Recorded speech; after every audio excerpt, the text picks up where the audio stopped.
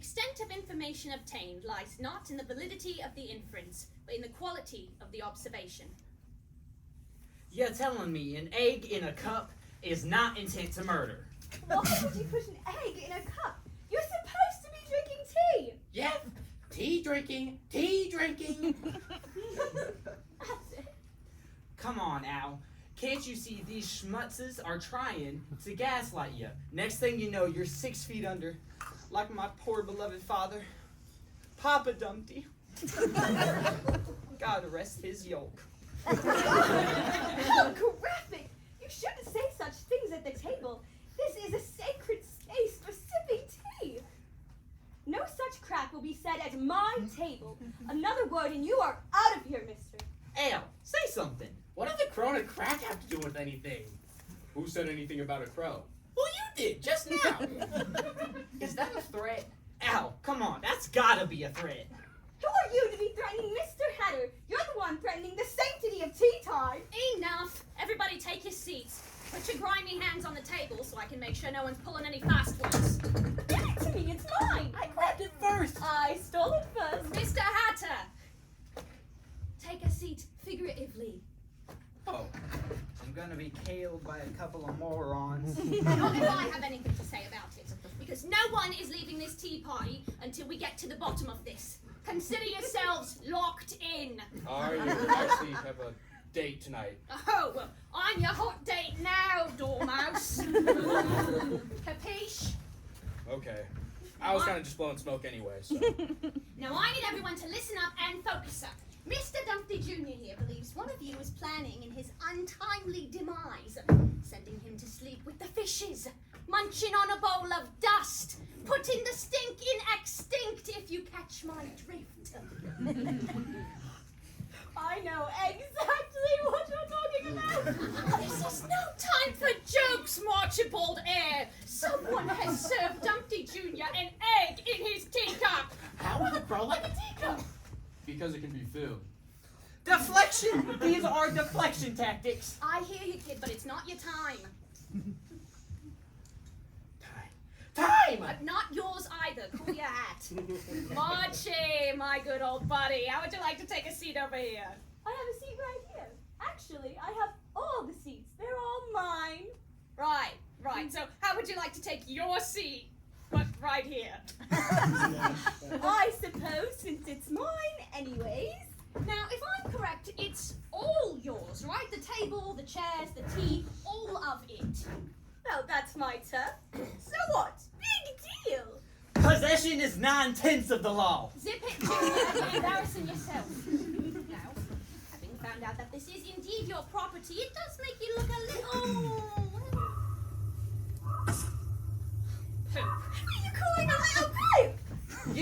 You're the little poop. Why are your turf? How is a raven like poop? No, that can't be right. Because it has corn in it. The bird really just pooped on my shoulder. Forget about it, I'll just rub some dirt in it. Now, Marchie, chair, before I donk ya. That's foul. You're foul, Marchibald. What I was trying to say, aside from you clearly threatening Dumpty Jr. just now, is that you are the most suspicious candidate due to you having had the most opportunity. After all, this is your tea party. You're in charge of it all. You set the table, you sent out the invitations, you hosted your guests, you served them the representation of their unliving flesh, which is either a very direct threat or promotes cannibalism, neither of which looks good for you, Pat. Let me defend myself. I have the most opportunity. Like that would hold up in court. Keep your eggshell on, let the rabbit cook. What do you mean by that? Well, tea time is always at 6 p.m. o'clock because Mr. Hatter is a murderer. What a friend. If there was a bus here right now, you'd be under it. Because Marchie here threw you and your funny hat under it. I don't wear a hat. Not you. Marchie, go back to your seat. Mr. Hatter, how would you like to come take a seat over here? Yeah, there. Whatever you think. Mr. Hatter. Oh, you mean like now? No, I meant tomorrow. Yes, now! Okay, well, you can say that I'm confused. Now! Okay. Sorry for I can say to you, but you must understand the severity of the situation at hand. Someone has accused you, Matthew J. Atter, of being a murderer. Now, would you say that assumption is true, or would you consider it a bunch of rubbish? What are you doing? Why'd you turn around? Mr. Hatter is not talking until his lawyer is present. That sounds legit. Sounds like some Fifth Amendment level of business. Now, Mr. Dormouse, you know I don't mean any trouble. If anything, I'm only trying to help Mr. Atter. Okay? I'll listen. But be careful. You're treading on some very thin ice. Capiche? Capiche? No, not you. Sorry. Now, I'm not really accusing Mr. Atter of, well, anything, really. In fact, I think I might be able to help him clear his name. You think you can help my little guy here? I know that I can, if we just forget about the lawyers and... How with a raven like a lawyer? I know, when it lies on the stand. Come on. Such poor taste. It checks out, though. Now, Mr. Hatter, have you or have you not sent someone to croak like a princely frog, if you know what I mean? Okay, I admit it. I did. I did it. I do done did it. Al, I do done did it. Drama. Somebody spilled the tea. Okay. I murdered Marchie's clock so that way it could be 6 o'clock forever. Arrest that Hatter for murder in the 6th degree! Yeah. Wait, Marchie, whose side are you on? That's your boy right here. I immediately take that back! What's going on? I think that this is a dang roller coaster. Am I dead? Is this heck? Oh, I'm so sorry! I should never accuse you of such a thing! Really, I should be thanking you! Now we can always have tea time! Yep, this is heck. Finite. Sous vide. Perfectly poached. Doesn't make sense. Something isn't adding up. I don't understand it. These two may be crazy, but they're not about to be murderers. My sunny side is definitely not up right now. Dumpty. Chair. Me? Yeah, you. Yes, ma'am. So, Dumpty Jr., tell me, boiled hard or hardly boiled? Excuse me, what? Oh, don't act so fried. I'm just trying to soften you up. Or do you think you'll crack under pressure? I mean, how could I not? It feels like I'm being seasoned right up, like I'm about to gobble my last school. Oh, enough with the theatrics, Dumpty. Was this a setup? What are you implying? I have to cover all of my bases. So I have to cover all of my bases, so I'm questioning you too. Jeez, I'll get it. I have to do everything around here. Dude.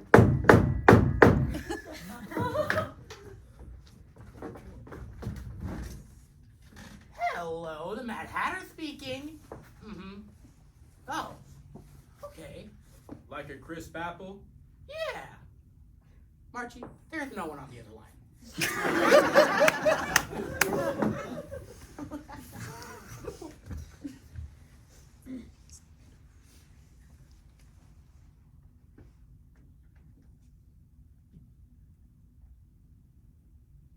You know, if I had cheese, this would be... Cut to the cheese, Junior! Was this a setup? Were you trying to frame one of these two odd ducks for attempted three odd ducks for attempted convicted murder? Well, throw me in a skillet with cheese and call me an omelet. Is that what you take me for? That I send innocence to the slammer? I sure hope not, pal. Because the thought of that makes me sick. And I don't like being sick. It's gross. Makes me tummy funny. How with a raven like a tummy? Pipe down, she'll yell at us again. How is a raven like a... Mr. Atter, you strange little man, you've done it! Yes, I did. What did I do? Am I still on trial? It all makes perfect sense! We should have seen it sooner. Oh, everyone, take your seats. It's time for me to monologue. Would anyone like more tea? Tea, Dumpty. Tea, Dumpty. Shh, I'm zoned in right now. Someone's kind of trying to solve my pre-murder. It's 6 p.m. o'clock. It's always 6 p.m. o'clock here. But this is no normal 6 p.m. o'clock in Wonderland, because today there was almost an attempted murder. A threat, if you will. An Eggman served an egg in a teacup at tea time. Oh, it's sick. The world is pretty sick these days. Sick enough that when someone tries to serve you a cup of yourself, you know to read between the lines. Not every criminal is generous enough to give you a warning, but no criminal is perfect enough not to get away without leaving at least one clue behind. You just have to know what to look for, what to listen for, what's really going on around you. It makes perfect sense. We should have seen it sooner. We're outdoors in an unkempt garden for tea time. The tree, the bird poop, all the signs were there. Even Mr. Hatter knew it. He just didn't know how to say it. Who, what, where, when, how, why is a raven? Ow. Wonderful! I can't believe we've been so blind. What am I missing? Have you solved this impossible crime already? Did I fall asleep or something? Was it not clear with my incredibly long, vague, and deductive monologue? It was a raven. Huh? Yeah, that one up there, the same one that pooped on my cool coat. It pooped its egg out into your teacup when none of us were looking.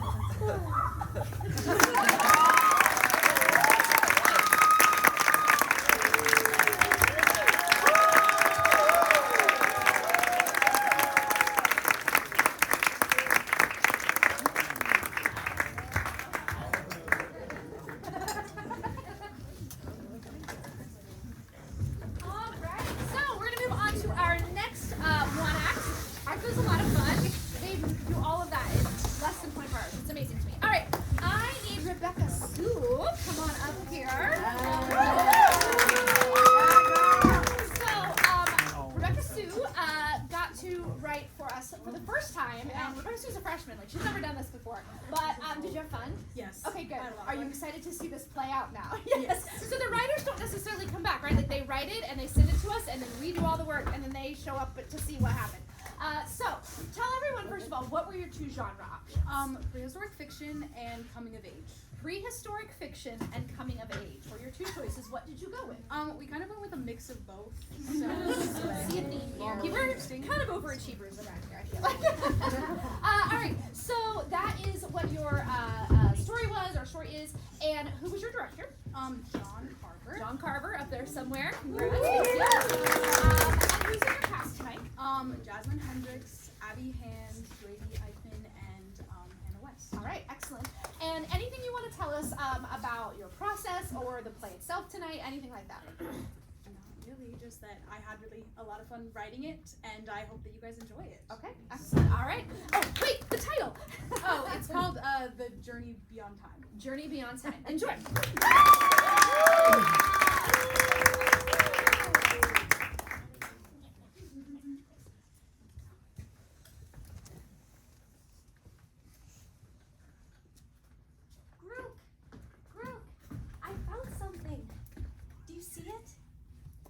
Something. I know it does.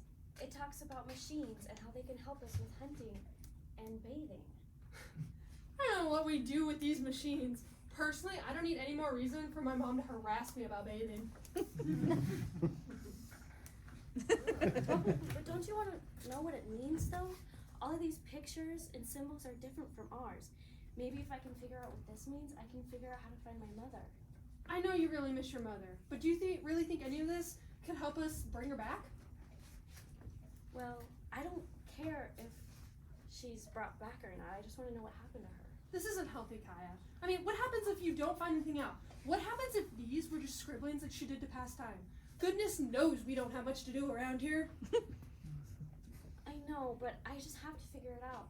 Ever since my father passed away, I've been all alone. I need to know what happened to my mother. What was that? I don't know. Maybe we should find out. Are you joking? You know what they say. Hear a noise, please avoid, or else be eaten, or terribly beaten. I don't want to die. Please don't eat me. It's fine. Stop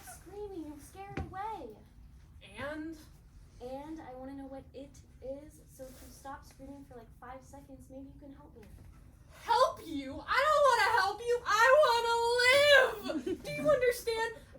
Not being eaten is at the top of my priorities list. You're being so dramatic. We're not gonna be eaten. We're fine. Why? People these days keep eaten all the time. It's not a rare occurrence, you know. Whatever. Are you aware that our life expectancy is 33 years old? I'm already halfway dead. My mom always says that my family's very weak and my ancestors have been known to die young. Maybe you are right. Maybe I should live alone. Stop living in fear. I want to be brave. Go on adventure. Let's do this. And there it is. Oh, at last, Hubert, we've arrived at the prehistoric era. That's what it would seem, Mrs. Foster. Shall I set up? Okay. Yes, you do that. I'm going to have a look around. I knew I'd find my way back. What's this? Don't touch that. That's mine. Oh. And who might you be? Wait. Don't tell me. You must be a troglodyte. What? That's not my name. I'm so offended. What's a troglodyte? Oh, I'm so sorry. I got so excited that I got ahead of my manners. You shake it. Like this. My name is Lavinia Foster. Inventor, time traveler. So I'm sorry if I offended you by my earlier language. A troglodyte means one who lives in a cave. Am I correct in that assumption? How did you know that? What do you want with us? Us. So there are more of you. Of course there's more of us. My friend was just here before you arrived. Splendid. That's wonderful. I was hoping I could find some of you. Find us? What do you mean? What do you want with us? Well, you see, I've been interested in your kind for a very long time. How you live and survive is very intriguing to me. You see, where I come from, we don't know much yet about your people. Where do you come from? Oh, darling, I come from the future. I traveled here in a time machine that I invented. The future? That's impossible. A time machine? Well, that's a sentiment that many have shared for a long time. But let me explain. See, where I come from, we have invented machines that allow us to travel from place to place, like cars and trains for traveling on land, like ships and canoes for traveling across the sea. And just recently, these two brothers, the Wright brothers they're called, invented this machine that allows people to fly through the air. Although, technically, Da Vinci did design it 400 years ago, but that's beside the point. What I'm trying to say is it was only a matter of time before someone invented a machine that carried people to different times and places. And once you understand the science of time and dimensional theory, it's really straightforward. Mrs. Foster, the machine is set up and is ready for transfer. Oh. Didn't see you there. How interesting. Yes, very interesting. Oh. Your manners are far more advanced than I would have expected. How wonderful. That's before you go marveling at the wonders of the prehistoric cave people's manners. I should probably tell you that I greeted this young lady with a handshake. Oh, that would make more sense than her having knowledge of common English, greetings. Though she did pick it up rather quickly. She's a bright one. What's that? Some ancient hieroglyphics on it. Sorry, I don't mean to be rude. May I see what's in your hand? Do you know what it says? Can you read it? Maybe. Do you want me to try? Seems to be some sort of dead language. I just don't understand it. I don't know what root this would be. Do you have any ideas, Mrs. Foster? Where did you find this? It belonged to my mother. I thought maybe if I could figure out what this says, I could figure out what happened to her and why she left. These are my writings, which means... You're my mother. Oh, Kaya! Why me? I thought I would never find you. When I left all those years ago, I didn't really mean to leave, but I was fiddling around with the time machine, and it kind of sent me thousands and thousands of years into the future, and then it broke, and so I couldn't get back. But here I am, and here you are. You've grown so much. It were looking for me? I knew you were out there somewhere. I thought maybe if I could figure out what this was, I could figure out what happened. How is your father? He died a couple of winters ago. You know how long our lifespan is, so. I do indeed. I'm sorry to hear about it. Hate to interrupt the heartfelt reunion, but machine's almost at full capacity. If we stay much longer, we will be stuck here forever. Wait, you're going? You're gonna leave me again? Never! I want you to come with me to the future. You will be by my side once again. Isn't it different there though? Will you even fit in? If you're anything like your mother, I know you will. Alright. I'll go. Splendid! I have to make one quick call and then we will be on our way.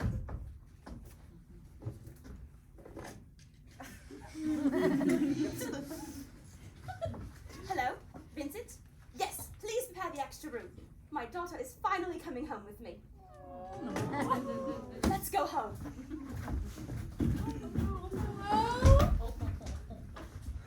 What about me? Please don't leave me here.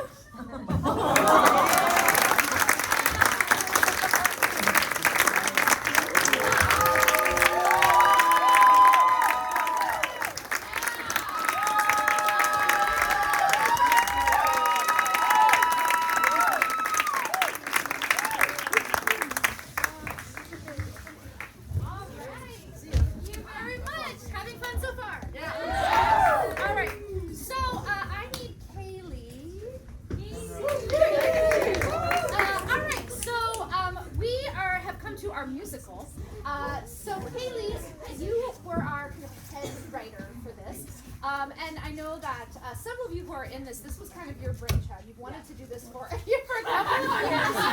Don't mind him or her. That you guys have wanted to do this for a while. We haven't quite figured out how to do it, and so this is not maybe quite like the other ones. How's this been a little bit different? So it was a little more collaborative than normal, especially on the writing process. It was a lot of texting ideas back and forth.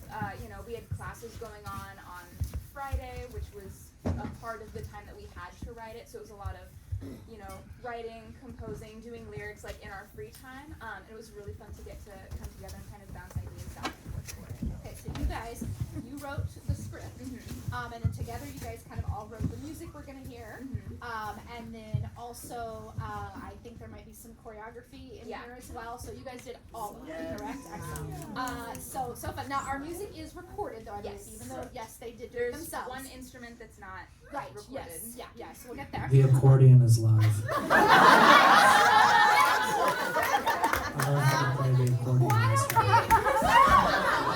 Why don't we find out what were your two genre options? My genre options were Western or chick flick. And what did you go with? Western. Western. So we have a Western musical. Yes. What is the title of yours? Oh, what is it? Rootin' Tootin' in Cowboy Valley. Rootin' Tootin' Cowboy Valley. Rootin' Tootin' Cowboy Valley. And who were the rest of the members of your team? So Will Gurley was the director and also on accordion. Bryson was an actor, composer, lyricist, all the things. Brenna was an actor, composer, lyricist, all the things. And Christina, I don't know where she is. She's also actor, composer, lyricist. So you all very much work together. So was this fun or stressful? Yes, I thought it was very fun. Had a good time. Okay, good. Well, welcome to our first ever 48-hour musical.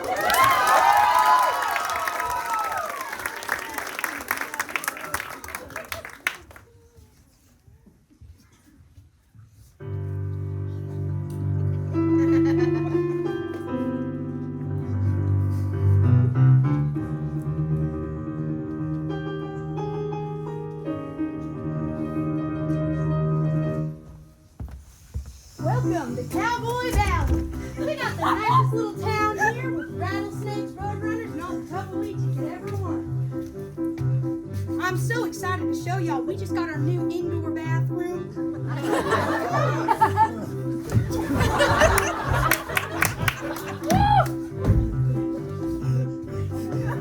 Here in Cowboy Valley, where the tumbleweeds roam, there lives a bunch of cowboys who call this place our home.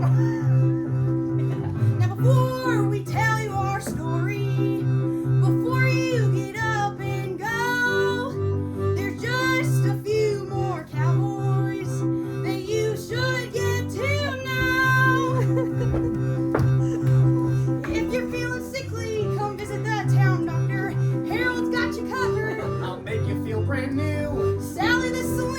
She never stops her dancing. And if you play your cards right, she just might sing, I do. Then the sheriff, hey boy, can that man shoot? He protects the folks at Cowboy Valley, home of the rootinest cowboy in the Wild West.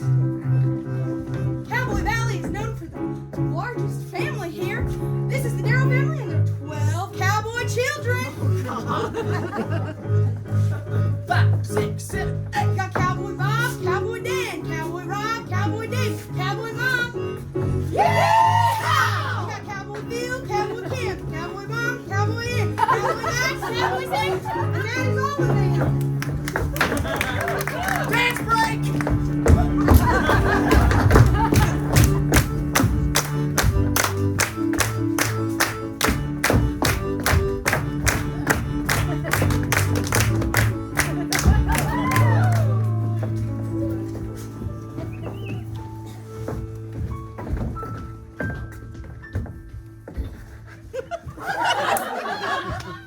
Well, howdy. I'm Bart Maverick, and y'all know I'm the best. And yes, I hold the title of the rootinest, tootinest cowboy in the Wild West. Now you're mad, the Cowboys, aren't they the best? Please enjoy the story of the rootinest, tootinest cowboy in the Wild West.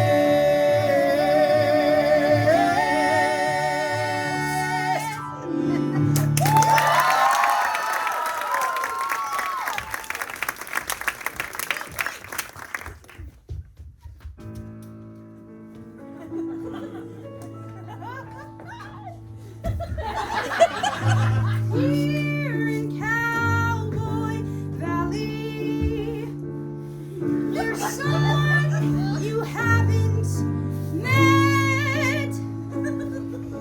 Hear her boots a-stomping for the rootinest, tootinest cowboy in the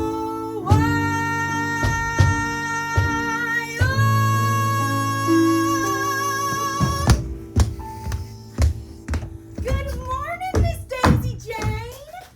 Good morning. What's so good about it? Why, every morning's a good morning here in Cowboy Valley, home of the rootinest, tootinest cowboy in all the Wild West. Bart Maverick, the rootinest, tootinest cowboy. And what an honor for Bart to hold such a title. I mean, who else could fulfill such expectations it takes to be the rootinest, tootinest cowboy in all the Wild West? Me, I could. What do you mean?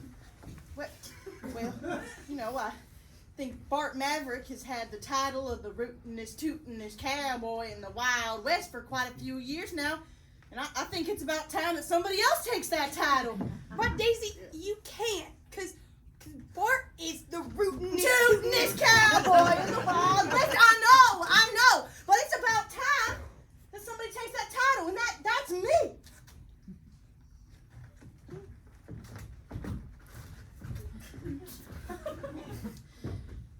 There aren't many things not to love here in Cowboy Valley. You know, we got the tumbleweeds and the raccoons in the indoor bathroom. You know, and the best thing about this place is that there's a place that us cowboys can call home. And now the most important thing about being a cowboy is you gotta have a horse to ride on.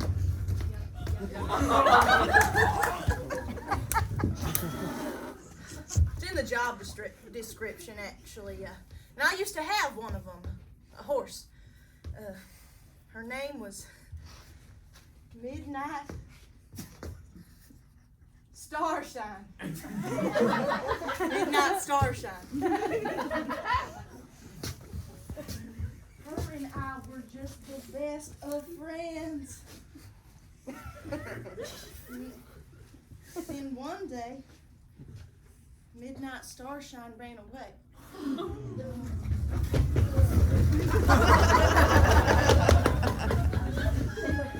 And I looked high and low for Midnight Starshine, but I never could find her.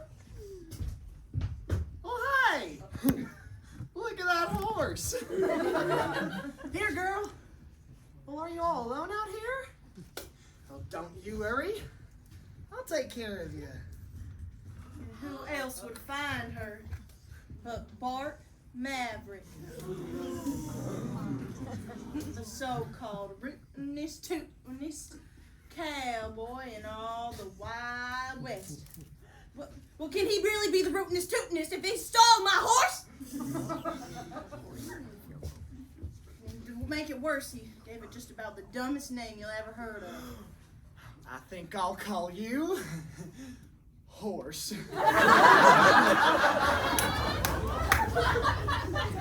Horse? What? I just don't quite understand it. Horse? Who gives a horse a name like Horse? And so from then on, I decided that something had to change.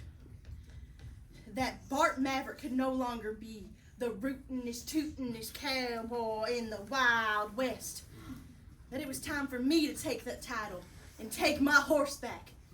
So I'll be the rootinest, tootinest cowboy in the Wild West and have my horse. So I wrote a song about it.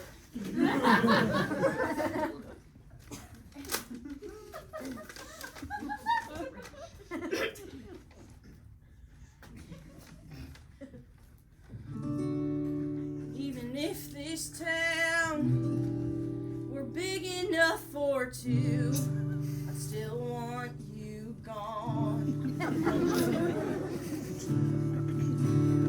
Wish you would cut and run. Wish you were leaving town. You got me madder than an old wet hen. But thank God this town ain't big enough for two. There's only room for one. One rootin', tootin', heel clicking, quick drawn, sharp shooting cowboy. One boot scooting, horse riding, sheep herding, prairie prancing cowboy. One gin drinking, nose picking, finger licking, fried chicken cowboy. One duck calling, cow tipping, squirrel eating, skinny dipping cowboy. And even if this town was big enough for two, I still want you gone.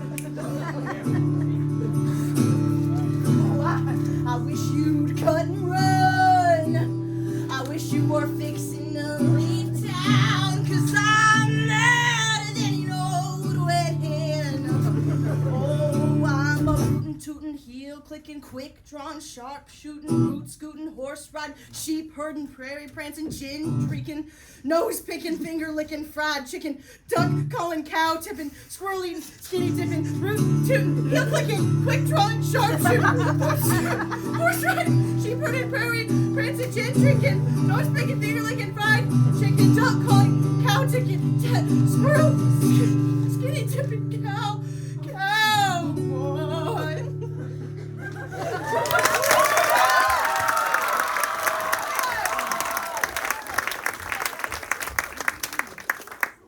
Daisy sounds pretty mad. Looks like there might be a duel today, folks.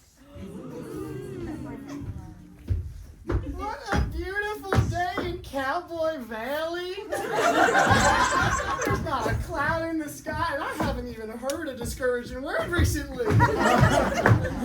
Here's a discouraging word. Stupid.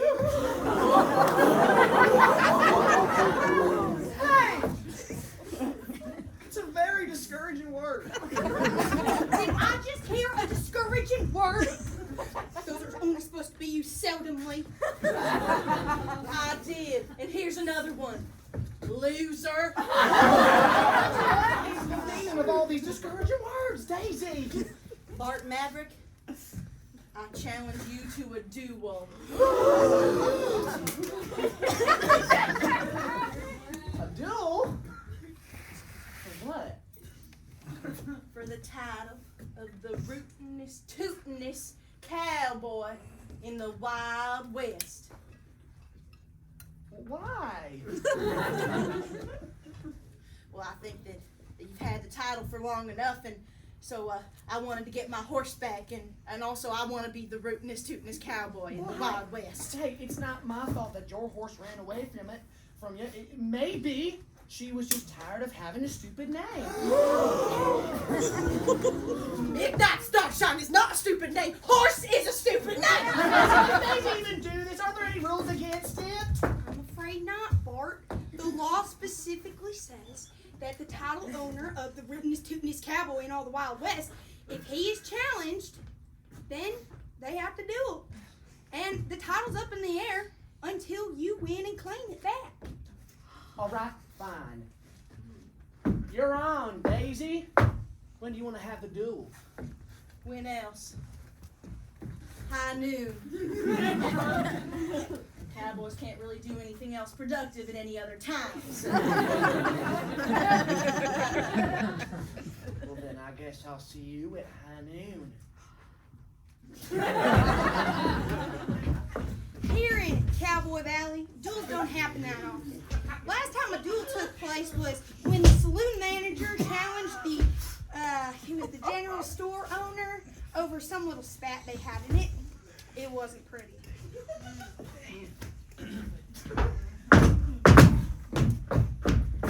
Well, if it isn't Mr.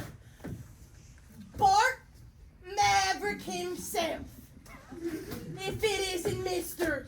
Rootinest, tootinest cowboy in the whole Wild West himself, if it isn't Mr. Steal Your Cow and you aren't looking and giving us a stupid name himself. Well, if it isn't Daisy Jane, Miss I want to be the rootinest, tootinest cowboy in the whole Wild West herself. If it isn't Mrs. I lead my horse out wherever I want and get mad at the person who finds it and give her all the love and attention that she deserves herself. Now listen, you two. The rules are simple. No cheating and no foul play. Best of luck to the both of y'all. And may the rootinest, tootinest cowboy win. I've had this title for so long. You can never wish to be me.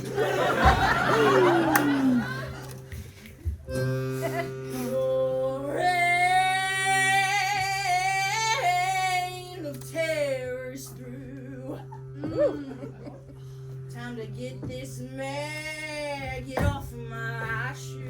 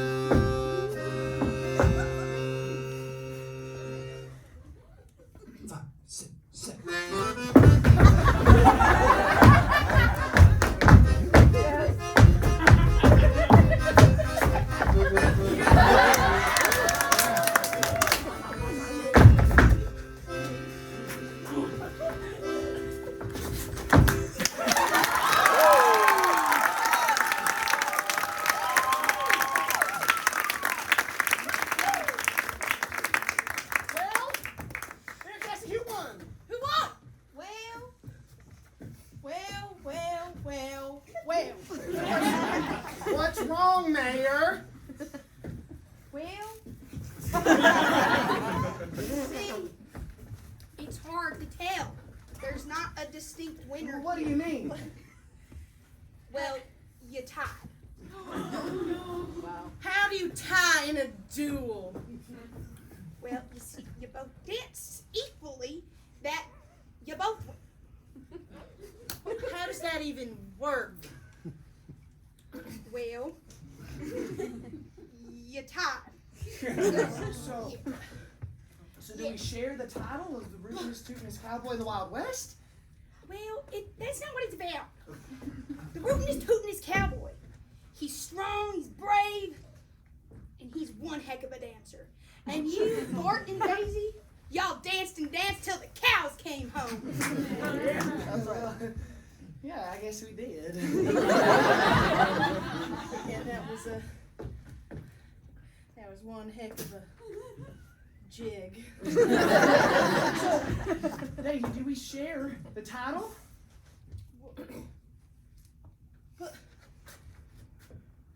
I guess so. I guess we can do that, yeah. Well, yeah, and you know what?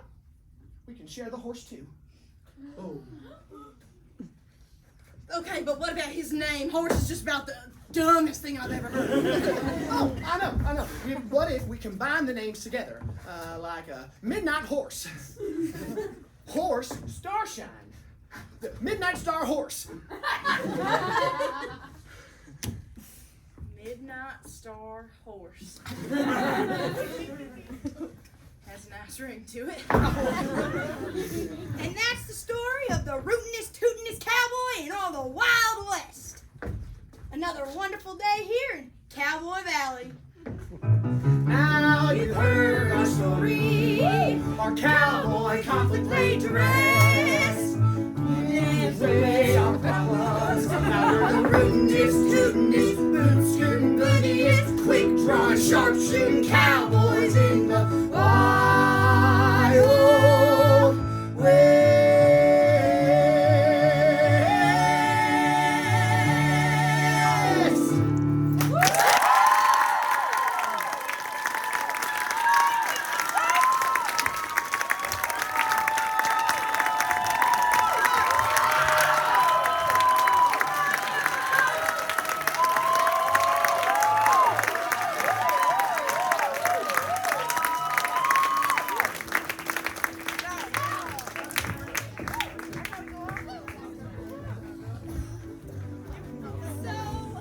Yeah, we got one more to go. That's the rudest, tootinest cowboy in the West, right? There we go. We'll all remember that phrase for the rest of our lives. So, good job, thank you. All right, so our next and final play, I need Abigail Howard up there. All right, Abby. So you wrote a play, and your play title is called, I should point it out. CD. CD. Plain and simple. We'll understand it later. And what were your genre choices? Whodunit and family story. Okay, and which did you go with? Both. Of course. Because this is what we do. Both. And who was your director? Katie Nelson. Katie Nelson. And who are your actors? I have Sarah Marvin, Jordan Miller, and Brendan Spillman. Excellent, excellent. And I didn't mention this with Brandon, but you are also an alum. So came back to write for us, so thank you, our alums who were involved. We love that. We have some on the stage and writers as well, so yay, thank you. And anything you want to tell us about your play or about the process or anything like that? I went to bed really late. Yeah. And it was sad to me. That's all I have to say. And you've done this before, so you do kind of enjoy the writing side of it. Yeah, Yeah. it's fun. All right. Okay. Well, you ready to see this? Yeah. All right. Here we go.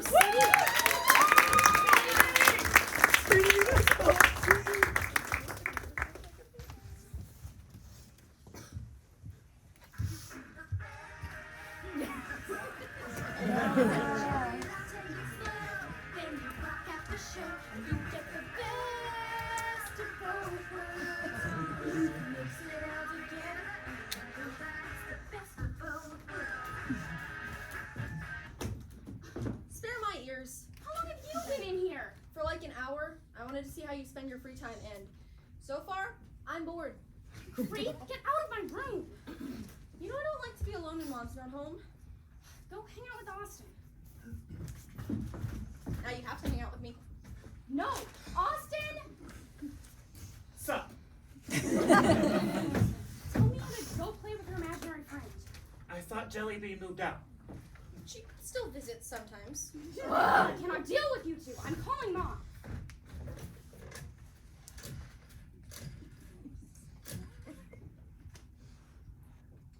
That's weird. The phone line's down.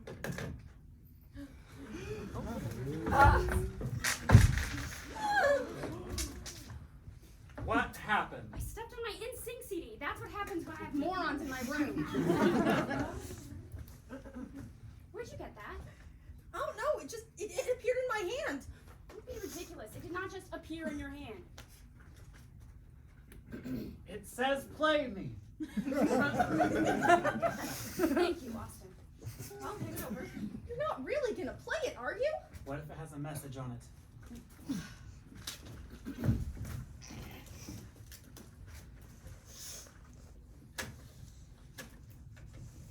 Hello, Brittany, Austin, and Mia. Now you may have never heard my voice. You do know who I am. In fact, I've been around for a long time. I've been wandering this house just as long as you, and I crave the attention you provide. I'm meant to be extra sweet, and I love to play. Even age can't make me go away. If you see me in the house, you sometimes say hi, but other times, you just walk on by. If you can figure out who I am, you will be greatly rewarded. I'm scared. You're scared. You're clearly the one who's behind it. I am not. Come on. The whole message was a sob story about how no one wants to hang out with you. What a convenient time for that to surface. What if it wasn't any of us? Of course it was one of us. I refuse to believe that CD popped out of thin air. Well, I believe it. Maybe it was a ghost. I mean, this house is pretty old. Ghosts aren't real. Yes, they are. No, they're not. Yes, they are. No, they're not. Yes, they are. Fine, whatever. They're real. Look, the sooner we figure this out, the sooner you two get out of my room. So, let's think. What has been here as long as we have? The family van. The jar of sand from Mom and Dad's honeymoon on the beach. Grandma's old scrapbooks. The internet. Those are all bad answers. Come on. They don't apply to the rest of the message. What's something sweet?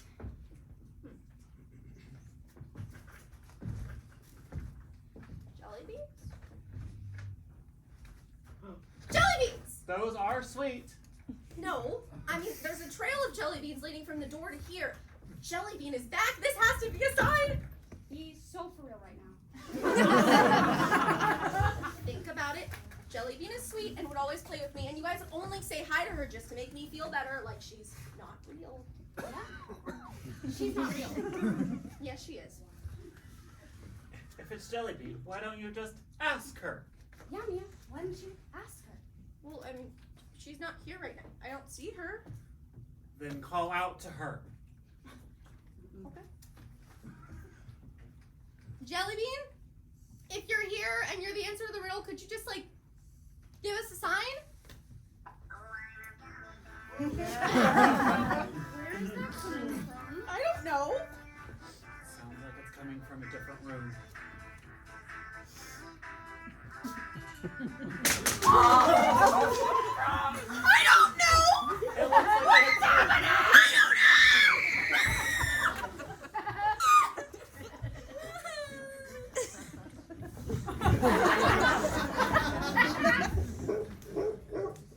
What is he barking at this time? Probably a ghost, or in this case, an evil imaginary friend. Wait a minute. Rocky! That's it, that's the answer to the riddle. Dog? Yeah, think about it. We've had him since I was little. He's old, but he still loves to play with us. He's so sweet. It has to be him. You did it. You actually did it. What? You solved my riddle. What riddle? Yes, for my theater class, we were given either an object or a pet that we had to give a voice and a character to that otherwise wouldn't have one. I chose Rocky. I don't understand. You're in a theater class? We could do whatever perspective we wanted to, and I just saw the Saw movie, so That doesn't explain the jelly beans everywhere. I had some in my pockets. They must have fallen out. Gummy bear song? Oh, it's my new ringtone, but my phone was in the other room.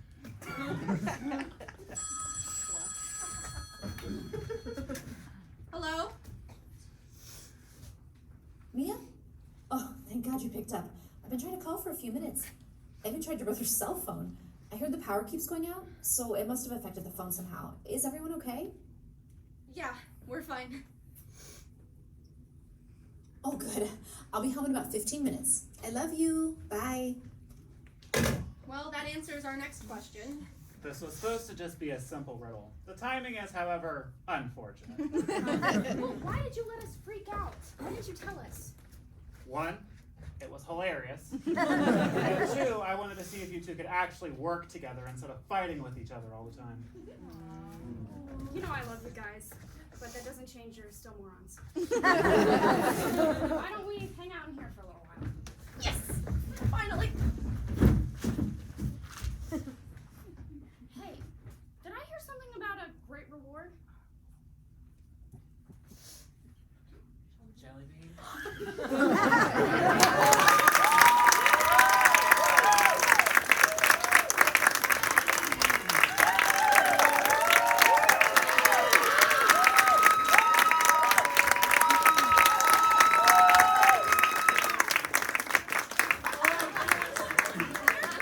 Okay, so that is all of our plays and musical and film for tonight. Can you give everyone a big round of applause?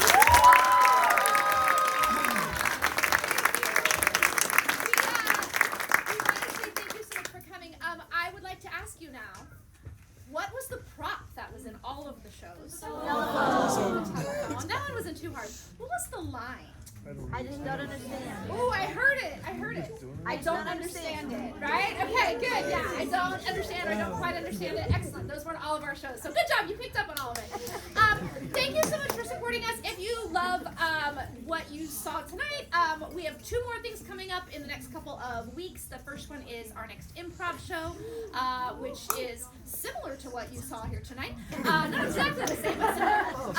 And that will be, the date is still kind of in flux, but probably Friday, January 26th at 7:30. And then see Songs for a New World, which will feature some of the amazing musicians you saw up here, plus more. And that will be in this space, in the round, with a lovely combo. It's going to be an amazing show, so we really hope you come back. That's February 8th through 10th. Thank you so much, and have a great night. Say congrats to these guys on your way out.